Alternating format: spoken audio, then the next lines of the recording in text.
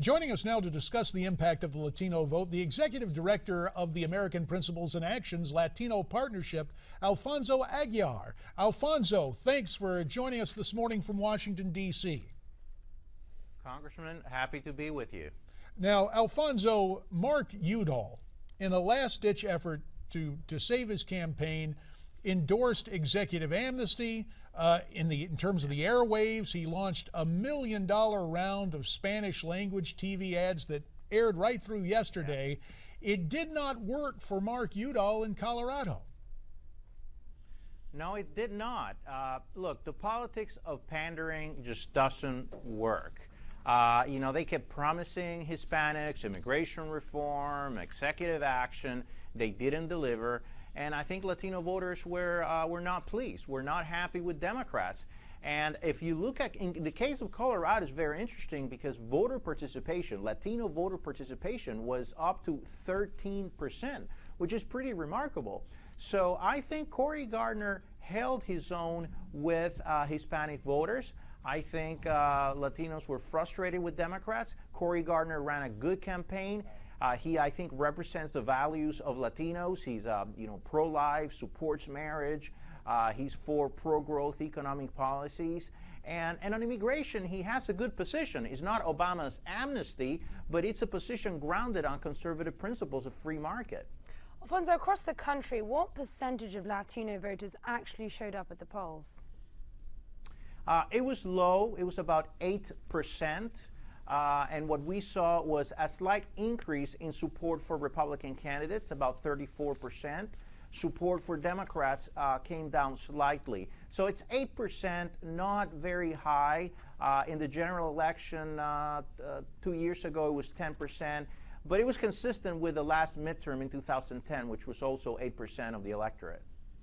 Alfonso, we touched on it just a second ago. What role do you think the prospect of, quote, immigration reform, end quote, what role did that play in the races last night across the country? I frankly don't think it was a big issue. I think immigration in Colorado was important because of the large Hispanic electorate.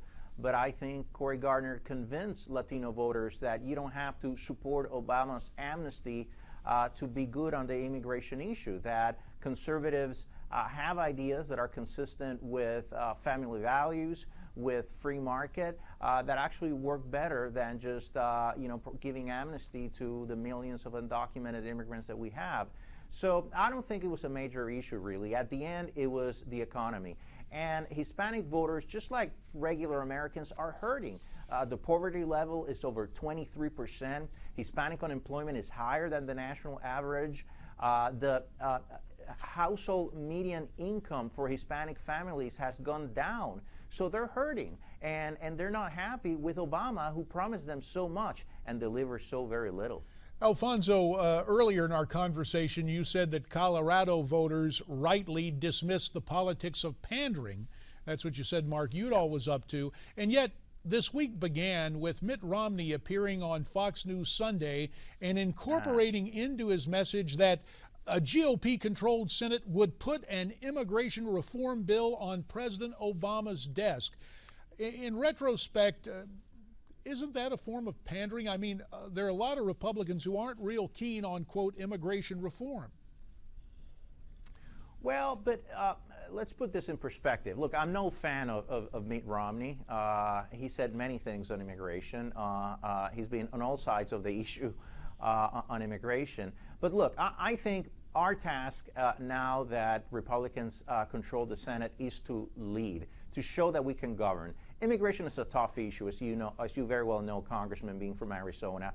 What we need is to propose conservative solutions that guarantee that we can secure the border, but at the same time, we want to make sure that if American companies cannot find American workers to expand their businesses and create jobs, good-paying jobs for the American middle class, that they can bring the foreign workers that they may need. We don't want to flood the market with foreign workers, but we need a functional immigration system. So I think that Republicans should lead on immigration, but as I've said, it shouldn't be what the Democrats proposed in the Senate. It should be an America First immigration plan that puts the American working class first.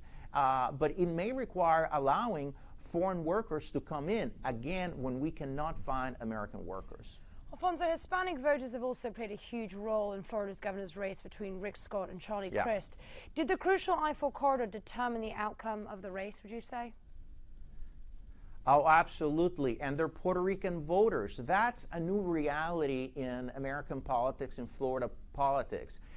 Puerto Rican voters in the I-4 corridor who are not Democrats, they're swing voters.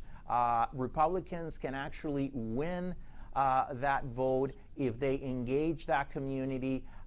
They talk about economic issues from a populist perspective. You know, what can we do with our policies to help Puerto Rican citizens to do better in their daily lives? And also, I think that it's important, and Republicans have supported, you know, ending the territorial